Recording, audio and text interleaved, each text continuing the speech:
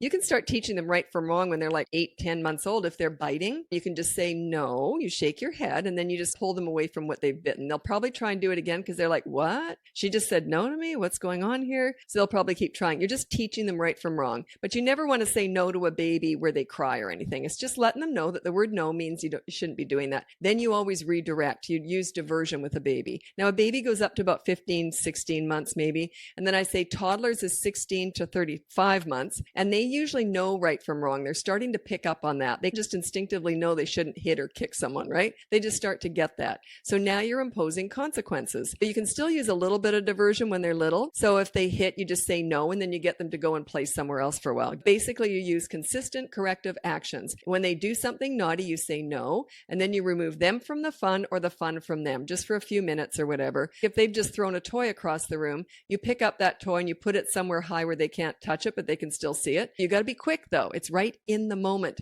It can't be 10 minutes later. So you say no, and then you put that toy away where they can see it. Let them have the fit. Everyone's trying to avoid the fit scenes, meltdowns, and tantrums. Those are the lessons. The rainbow is on the other side of that stuff. Everyone wants the rainbow, but not the storm. I'm quite happy with the storm because I know the rainbow's on the other side. I'm quite happy that they get mad at me because I put that toy away. Okay? That's okay. They have to learn they can't have everything they want, especially if they've done something naughty, right? It's okay that they're mad, but you never want them to feel sad or bad. There's a difference. Anger is fine. And that's none of your business. When they're angry at something because you did the right thing, you took something away that they just hit someone with, you don't get involved in that anger. Let them work it out on their own. If they're having a tantrum, yelling, screaming, just ignore them. And then as soon as they stop, say, y'all done? Do you want to go read a book? You ignore the crazy and you reward the calm. A tantrum is not big emotions or feelings. It's a loss of emotional control and not getting your own way. Leave them alone. That is their business. Let them privately on their own in their own little world work that out. I can't get everything I want when I want and how I want it. The sooner they learn that, the better their life will be and yours.